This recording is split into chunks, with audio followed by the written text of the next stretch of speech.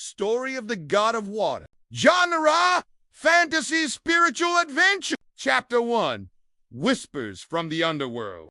Eva, a 16-year-old girl, lives in a farming village facing a drought. Once, while helping her stepfather dig water, she heard a whispering sound like the breath of water asking for help. Then she found a drop of pure water rising from the hard ground. She covered it up, believing that the divine was calling her. That night, Eva dreamed of an ancient temple in the middle of an abandoned lake and a man in a blue robe who said, "You are the new tide. Find your source. ...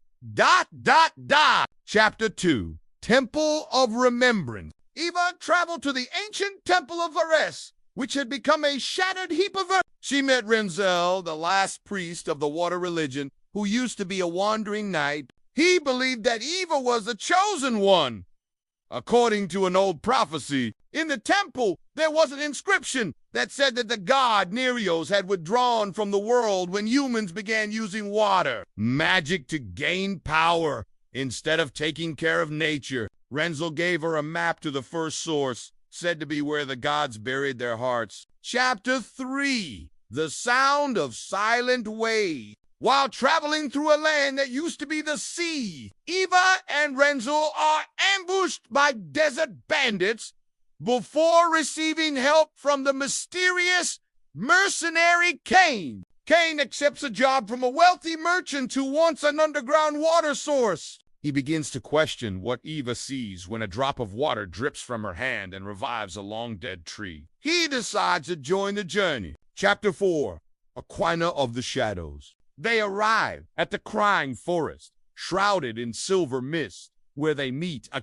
half-mermaid sorceress who protects an ancient water source. She tests Eva and Renzel's hearts by showing them their painful pasts. Renzel sees a vision of his failure to save a burning village. Eva sees her mother being tortured by a group that hunts magic. Aquina completes the test and says, "You listen to the water with your heart, not just your magic. Then I might believe you again." Chapter 5, Eternal Ice of the North Pole. The shadow mountain above the Arctic holds the ice dragon Archon, who guards the water crystal of the north. Obtaining this crystal comes at the price of a cold heart. The holder of the crystal must have a calm and unshakable mind. Eva must choose between letting Cain die from the ice or giving up the crystal. She chooses to save Cain, which makes Archon agree to give her the crystal. Love is the temperature that can melt ice. Chapter 6, Deep Underwater Palace.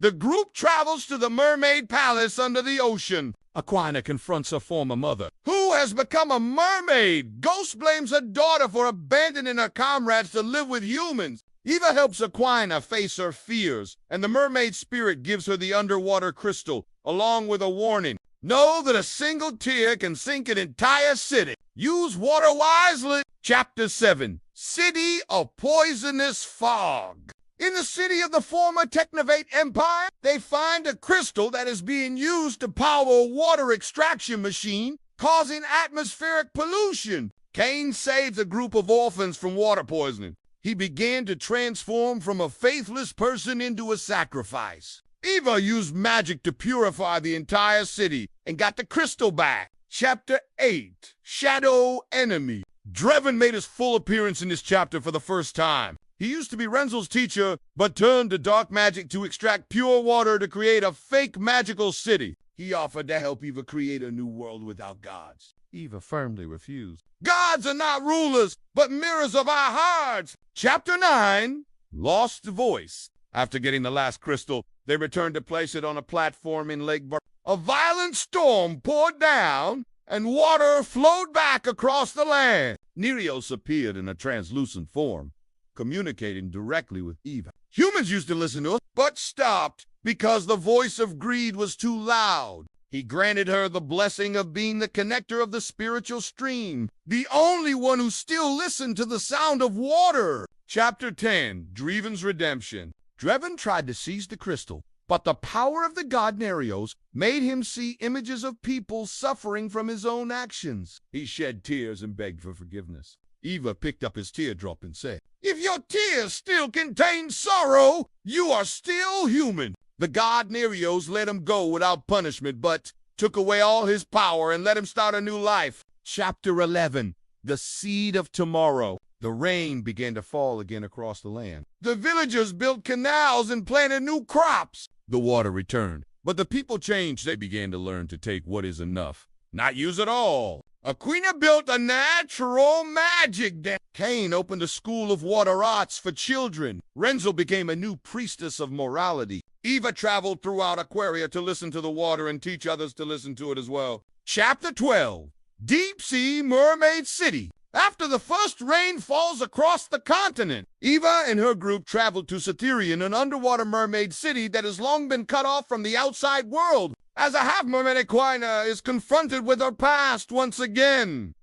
When she discovers that the mermaid's Lathian mother, Queen Nerin, is still alive and resists renewing faith in the god Nyrios, believing that the god had long abandoned the mermaids. Conflict of beliefs between mother and daughter. Aquina chooses between family and faith. Eva communicates with the sea spirit Lathian, who used to be a servant of the gods. Finally, Nerin allows the people to choose their own path and allows water to return to the mermaid city once again. Chapter 13. The Awakened Forest. Eva travels to Sayant Forest, a mysterious place where no one dares to enter because the forest refuses to. Forgive the humans who burned it to build their city. Meets Charlos, a tree spirit who used to be a nature priest in human form. The group faces the echoes of what we've destroyed. Eva admits that her ancestors played a part in the destruction of the sacred forest. When she temporarily sacrifices her magical powers in exchange for letting the forest breathe again,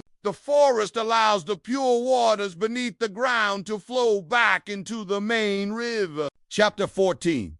The Last Water Mage's Journal. In an ancient tower on a deserted island, they discover the journal of the last water mage Lumisteer, who was Ava's predecessor as a crystal holder. The journal tells of events that happened 300 years ago. Humans misused the power of water. They find a fifth crystal hidden from the world, the crystal of forgiveness, which cannot be used if one holds a grudge. Eva learns that the god Nyrios never disappears, but lives in the hearts of those who forgive, even those who have wronged him. Chapter 15.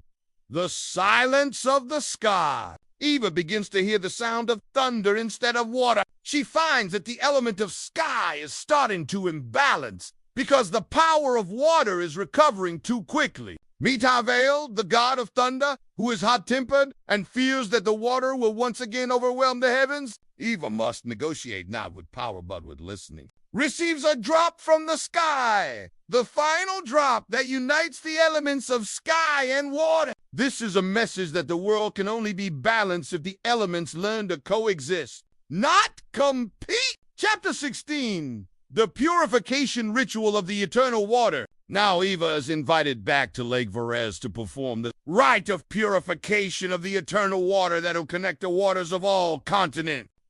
Eva must let go of herself and allow the water to speak for her. People from all lands send their waters back to the lake. The god Nyrios reappears and gives Eva the seal of keeper of the water. In that ceremony, she chooses to share her magical power with the people not keep it for herself. Chapter 17. No gods, only the heart that listens. Eva refuses to be the goddess of water permanently. She chooses to wander from village to village without telling who she is. Children begin to tell stories of the woman who can speak to water. The world begins to heal. People begin to build listening stations for the water instead of setting up idols. Renzel and Aquina reveal that the world doesn't need new gods, but rather ordinary people who dare to do what's right. New epilogue. Water never chooses which way it flows. It flows because the world makes way for it. The god of water, not a ruler, but the compassion that resides in our heart.